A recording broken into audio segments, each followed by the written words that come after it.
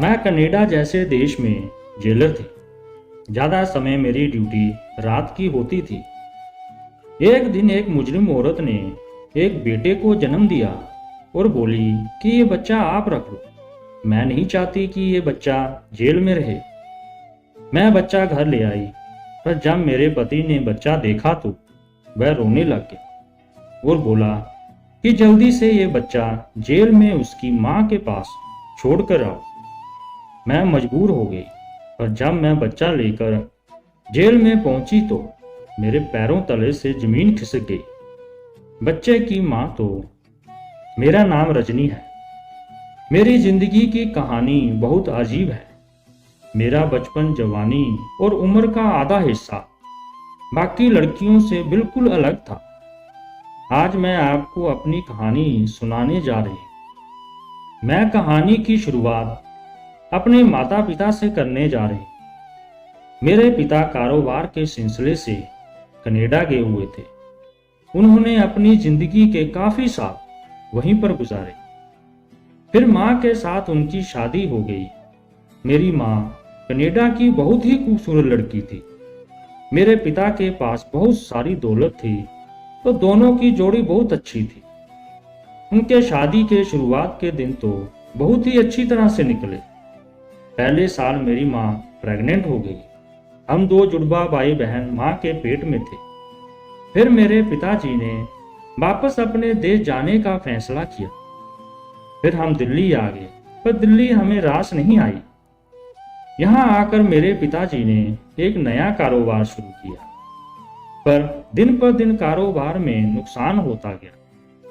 यह नुकसान पिताजी के लिए जानलेवा साबित हुआ। पिताजी को दिल का दौरा पड़ने के कारण उनकी मृत्यु हो गई।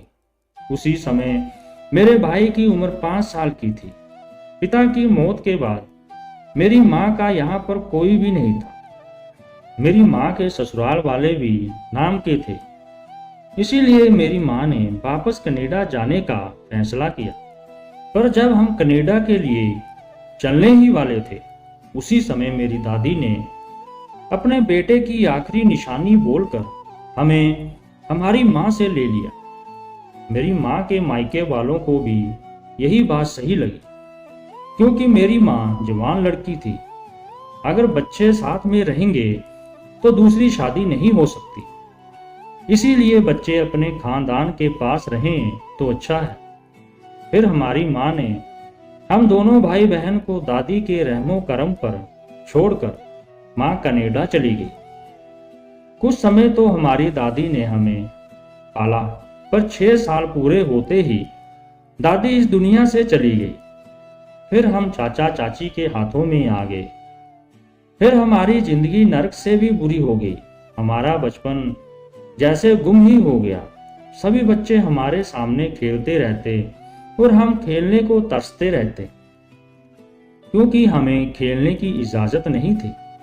हम दोनों को पुराने कपड़े पहनने को मिलते थे, क्योंकि मेरे चाचा चाची का भी एक बेटा था जो इस दुनिया में नहीं रहा। अब एक बेटी थी। मेरी चाची ने अपने भाई से एक बेटा गोद लिया, पर मैं 12-13 साल का होने के बाद वापस अपने माता पिता के पास चला गया। हम दोनों भाई बहन भी जवानी की तरफ बढ़ रहे थे। चाचा की लड़की भी हमारी उम्र की थी। फिर चाचा चाची ने मेरे भाई के सर पर प्यार भरा हाथ रख लिया, क्योंकि चाचा चाची उम्र के उस मोड़ पर थे जहां उनको भी सहारा चाहिए था।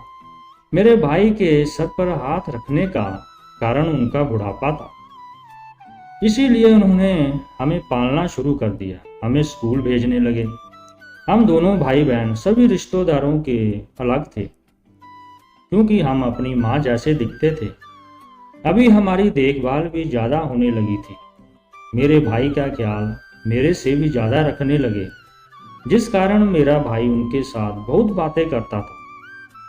मैं अपने आप को अकेला महसूस करने लगी, क्योंकि मेरा तो पहले जैसा ही हाल हो गया था। क्योंकि घर का सारा काम मेरे सर पर था। पहले मैं कॉलेज जाती, फिर घर आकर घर का सारा काम करना पड़ता था।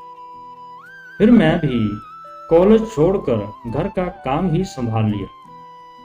फिर कुछ महीनों के बाद मेरे चाचा ने अपनी लड़की की शादी करवा दी और वह अपने ससुराल चली गई। पर मेरा नसीब तो अभी भी अंधेरे में ही था। हम दोनों भाई बहन 9 साल के थे तो चाची ने हमें हमारे माता पिता की तस्वीर दिखाई थी। तब मैं और मेरे भाई ने सोचा था कि बड़े होकर हम अपनी माँ से मिलने जाएंगे। उस समय से मैंने अपनी माँ की तस्वीर संभाल कर रखी थी कि इस इंतजार में कि भाई जब बड़ा हो जाएगा तो मुझे माँ से मिलवाने लेकर जाएगा। मेरा भाई अभी बड़ा हो चुका था, इसलिए मैंने मौका देखकर भाई के साथ बात करने की कोशिश की। पर हैरानी की बात तो तब हुई जब मैंने अपने भाई को इतना बदला हुआ देखा। उसने माँ की तस्वीर भी नहीं देखी और मुझे पीछे धकेल कर बोला कि ऐसी बेकार से ख्याल अपने दिमाग से निकाल दो। उसने कहा कि कितनी मुश्किलों के बाद मेरी जिंदगी में अच्छा समय आया है, मैं इनको छोड़कर नहीं जाऊंगा। अगर माँ को हमारी चिंता होती तो हमें छोड़कर नहीं जाती। हमारी जिंदगी में सबसे ज्यादा प्यार करने और ख्याल रखने वाले मेरे चाचा चाची जी हैं। ये शब्द सुनकर मेरे तो सर पर आसमान टूट पड़ा, क्योंकि मेरा एक ही सहारा मेरा भाई था। वह भी मेरे से दूर हो चुका था। यही मेरी आखिरी उम्मीद थी, वह भी खत्म हो गई। अभी मैं हालात को देखकर चुप हो गई और सही समय का इंतजार करने लगी, क्योंकि जिंदगी में एक बार माँ को मिलने जरूर जाना था। अपने सारे दुख अपनी माँ को बताना चाहती थी। अभी इस घर में मेरा कोई सहारा नहीं था। मैं सारा दिन काम करके थक जाती थी। अभी भगवान ही एक सहारा थे। मेरे कुछ साल इस तरह ही बीतते गए। मेरी चाची ने मेरे भाई का रिश्ता अपनी दोस्त की बेटी के साथ कर दिया। मेरा भाई बहुत खुश था, क्योंकि वह उस लड़की को बहुत पसंद करता था। फिर मेरे भाई ने मुझे बताया कि कुछ दिनों में उसकी शादी होने वाली है। मैंने भाई को बधाई दी तो उसने कहा कि मैं चाहता हूं कि तुम्हारी भी शादी हो जाए। मुझे तुम्हारा हर फैसला मंजूर है भाई। भाई की शादी के कारण घर में खुशियों का माहौल था। चाचा चाची भी खुश थे, जिस कारण उन्हें मुझे पहली बार अच्छे कपड़े दिए और पहली बार खानदान के लोगों से मिलवाया। वे जब भी मेरे से मिलते तो मेरे माता पिता की बात करते और मुझे बहुत प्यार देते। भाई की शादी अच्छे से हो गई। कुछ दिनों के बाद मुझे भी शादी के रिश्ते आने लगे। फिर मेरे भाई ने सभी लोगों को ये बात बोल दी कि कोई भी रिश्ता आए, मेरी बहन को पसंद होगा तभी शादी होगी। शादी के बाद उन लोगों के सामने बोलना सीख गया था। जब भी कोई रिश्ता आता तो चाची मुझे हाँ या ना में पूछती। मैं अभी तक 5 रिश्तों को ना कर चुकी थी। अभी 6वां रिश्ता आया था। वह बहुत ही अमीर थे। वो लड़का अपने माता पिता का कारोबार संभाल रहा था। चाची ने कहा कि इस रिश्ते को ना करने का कोई कारण नहीं है, फिर भी तुम उनसे मिलकर ही फैसला करना। फिर अगले दिन उनको बुलाया गया। फिर मैं देखकर हैरान रह गई। जिसको ये लड़का बोल रहे हैं वह एक बड़ी उम्र का आदमी था। सिर्फ एक बात छोड़कर बाकी सारी खूबियां उसमें थी। मेरे कुछ कहने से पहले लड़के ने मेरे साथ बात करने का समय मांगा। मैंने कहा ठीक है। फिर हम कमरे में चले गए। उसने कहा कि आप सोच रहे होंगे कि मैं उम्र में आपसे काफ़ी बड़ा हूँ, फिर भी अभी तक मैंने शादी नहीं की। मैं आपको बताना चाहता हूँ कि मैं ये शादी अपने माता पिता को खुश करने के लिए कर रहा हूँ, क्योंकि मेरी शादी करवा कर अपने बड़े बेटे के पास दुबई चले जाएंगे। इसके बाद आप अपनी मर्जी के मालिक होंगे। चाहे तो आप मेरे साथ रह सकते हो, नहीं तो आपकी मर्जी होगी। आप मेरे माता पिता को खुश करने के लिए हाँ करोगे। उसके साथ बात करके अंदाजा लग गया था कि यही है जो मेरा सहारा बनेगा और मुझे मेरी माँ से मिलवाएगा। इसीलिए मैंने रिश्ते से हाँ कर दी। फिर हमारी शादी की तैयारी होने लगी। बेशक मेरे दिल में शादी का कोई भी सपना नहीं था, फिर भी मैं खुश थी क्योंकि मुझे लग रहा था कि शादी करके मैं अपनी माँ से मिल सकूंगी। शादी से पहले कई बार मेरी सास मुझे मिलने आई और हर बार एक ही बात कहती कि मेरे बेटे का साथ कभी मत छोड़ना। मैं भी उनको यकीन दिलाती कि शादी के बाद मैं उनके साथ क्यों छोड़ूंगी, पर उस औरत के दिल को पता नहीं क्यों यकीन नहीं था।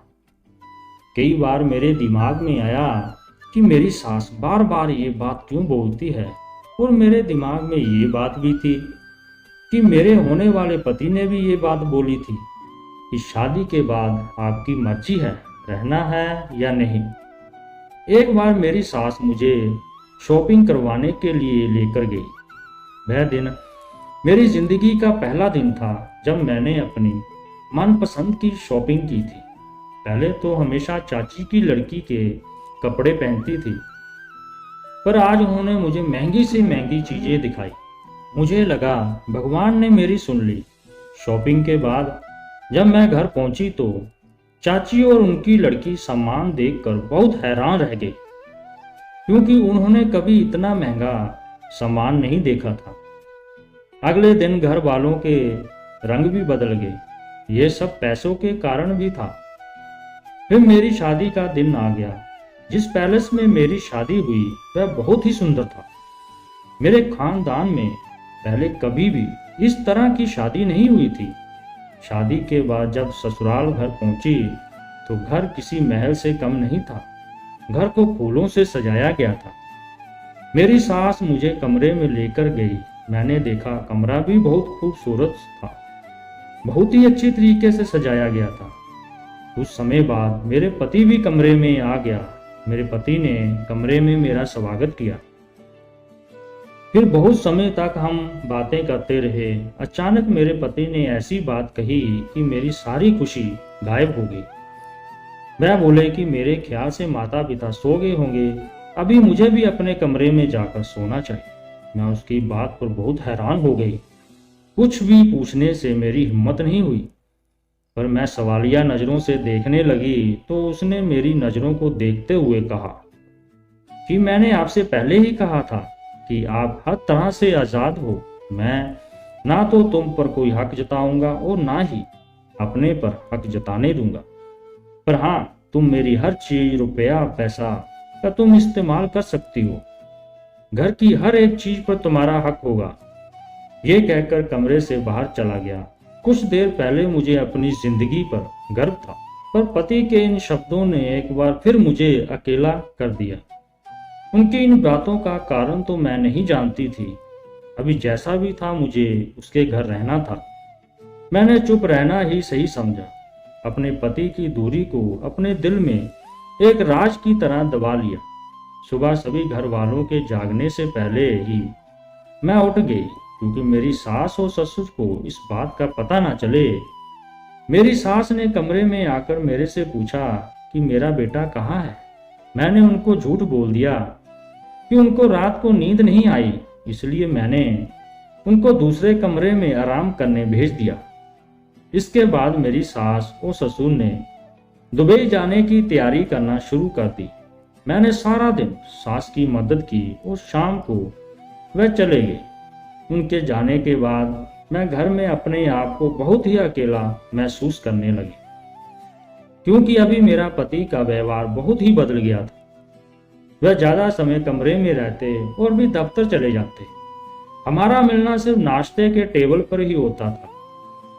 शादी के 15 दिन बाद मेरी चाचा चाची और मेरी बहन मुझसे मिलने के लिए आई। मेरे पति उस समय दफ्तर जा चुके थे। फिर मेरी बहन ने पूछा कि हनुमान के लिए कहाँ जा रहे हो। मेरे दिमाग में ख्याल आया कि मैं पति को कनाडा जाने की फरमाइश करूंगी, जहां मेरी माँ रहती है। शाम को जब मेरा पति घर वापस आया तो मैंने उनको बताया कि चाचा चाची और मेरी बहन आई थी। पूछ रही थी कि हनीमून के लिए कहाँ जा रहे हो। मेरी इच्छा है कि आप मुझे कनाडा लेकर जाओ। इस बात पर मेरे पति को गुस्सा आ गया और उसने बहुत रूखा सा जवाब दिया कि तुम जानती हो कि हमारे बीच में कुछ नहीं है, तो हनीमून कैसा। हाँ, अगर तुम कनाडा जाना चाहती हो तो मैं तुम्हारे लिए सारा इंतजाम कर दूंगा, तुम चली जाना। मैं पति से कहा कि मैं पहले कभी नहीं गई, आपके बिना कैसे जा सकती हूँ। मेरे पति ने कहा कि मेरे साथ की उम्मीद ना रखो। मुझे उनकी इस बात से बहुत दुख हुआ। फिर मैंने सोच लिया कि जो आदमी मेरा सहारा नहीं बन सकता, उसके साथ जिंदगी बिताने का क्या फायदा है। यह दौलत मेरी मंजिल नहीं थी।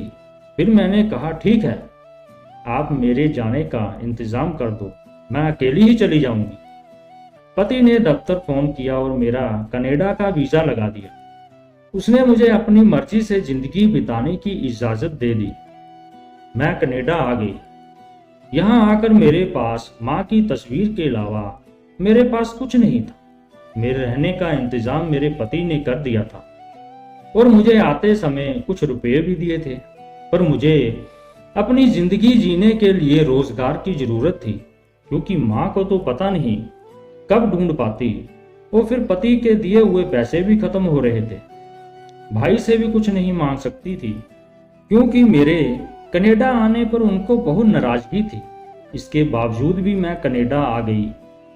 मुझे यहाँ रहते 7 महीने हो गए थे।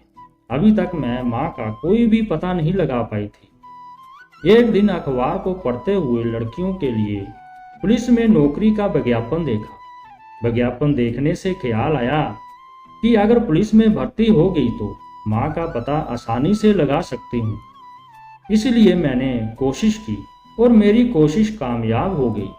लगभग 6 महीने की मेहनत के बाद मैं कनाडा पुलिस में जेलर बन गई। मेरे पति से बात होती रहती थी। जब मैंने उनको ये खबर सुनाई तो वह बहुत खुश हो गए और मुझे बधाई दी। मैंने उनसे कहा कि मुझे यहाँ पर आकर बधाई दोगे तो मानूंगी। वह मेरी बात मान गए। जब कनाडा आए तो मैंने उनको बहुत घुमाया। अभी मेरे पति मेरे साथ अच्छा व्यवहार करने लगे। उनके स्वभाव में भी बहुत बदलाव आ गया। फिर मेरे पति ने मुझे बताया कि उनको एक खतरनाक बीमारी थी, इसीलिए मुझे अपने से दूर रखते थे। मेरे कनाडा आने के बाद उन्होंने अपना इलाज करवाया, जिस कारण वह अब बिल्कुल ठीक हो गए थे। अभी अक्सर दिल्ली आना जाना लगा रहता था। मेरे पति ने मेरी माँ को ढूंढने में मेरी बहुत सहायता की और कोशिश बेकार गई। उन दिनों मेरा पति कनाडा आया हुआ था और मेरी नाइट ड्यूटी लगी थी, जहाँ एक कैदी महिला पहले से प्रेग्नेंट थी। उसने एक बेटे को जन्म दिया। मैं उसके पास ही खड़ी थी। जब उस औरत ने कहा कि आप ये बच्चा ले जाइए, मैं नहीं चाहती कि ये बच्चा जेल में रहे, क्योंकि उस औरत को बहुत सालों की सजा मिली थी। मेरा दिल तो पहले से ही माँ की ममता के लिए भरा हुआ था, क्योंकि मैं खुद ही माँ के लिए तरस रही थी। इसलिए मैंने सोचा कि बच्चे को माँ का प्यार दूं। पर जब बच्चे को लेकर मैं अपने घर गई तो एक प्यारा सा बच्चा मिलने की खुशखबरी मैंने अपने पति को सुनाई, तो मेरा पति बच्चे का चेहरा देखकर रोने लगा। मुझे बहुत हैरानी हुई। जब मैंने रोने का कारण पूछा तो कहने लगा कि मैं भी इस तरह अपनी माँ बाप को मिला था, पर मैं नहीं चाहता कि मेरे जैसे एक और बच्चा जिंदगी में अकेले रह जाए। मेरे माता पिता मुझे प्यार तो बहुत करते हैं, पर रहते अपनी औलाद के साथ हैं। जैसे मैं अकेला तड़पा हूँ, मैं नहीं चाहता कि कोई और तड़पे। इसीलिए आप इस बच्चे को माँ के पास छोड़कर आओ। ये बच्चा चाहे जेल में रहे, पर रहेगा अपनी माँ के पास। मैं मजबूर हो गई और बच्चा लेकर जब अस्पताल में पहुंची तो मैंने देखा मेरे पैरों तले से जमीन निकल गई। उस औरत को मिलने कुछ औरतें आई हुई थी, जिसमें से एक औरत मेरी माँ थी। जिस औरत का बच्चा था वह मेरी माँ के दूसरे पति की लड़की थी। वह अपने पति के कत्ल के जुल्म में जेल में बंद थी। उस समय वह प्रेग्नेंट थी, इसलिए जेल में ही बच्चा हो गया। अभी मेरी माँ भी मुझे वही मिल गई। मैं बहुत रोई। फिर मैंने सारे दुख अपनी माँ को सुनाए और फिर अपनी माँ को लेकर घर आ गई। फिर बाकी की जिंदगी मैंने अपने पति और माँ के साथ गुजारी। आज मुझे पति और माँ दोनों का प्यार मिल रहा है। दोस्तों, कैसी लगी आपको ये कहानी कमेंट बॉक्स में जरूर बताएं। और अगर आप हमारे चैनल पर नए हैं तो चैनल को सब्सक्राइब और वीडियो को लाइक करना मत भूलना। वीडियो को लाइक और चैनल को सब्सक्राइब जरूर करना। धन्यवाद।